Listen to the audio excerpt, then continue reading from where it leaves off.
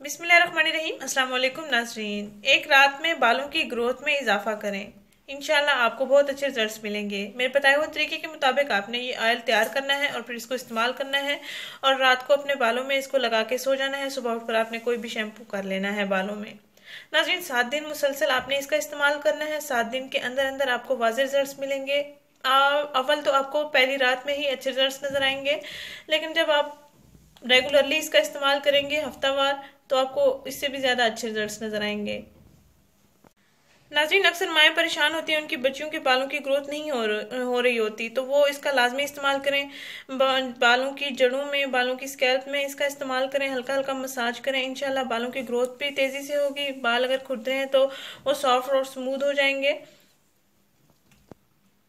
इसके मुझे भी बहुत अच्छे रिजल्ट्स मिले हैं, आपको भी बहुत अच्छे रिजल्ट्स मिलेंगे। ये मेरा आजमाया हुआ है, इसलिए ये मैं आपसे शेयर करने जा रही हूँ। आइए मैं आपको बताती हूँ इसको कैसे तैयार करना है, इसको कैसे इस्तेमाल करना है। नाज़रीन, आपने करना ये है कि एक कोकोनट ऑयल लेना है और एवियन कैप्सूल लेने हैं।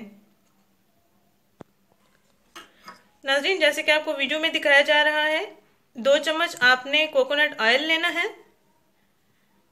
2 चम्मच कोकोनट ऑयल आपने एक प्याली में निकाल लेना है और उसके बाद आपने एक एवियन कैप्सूल लेना है।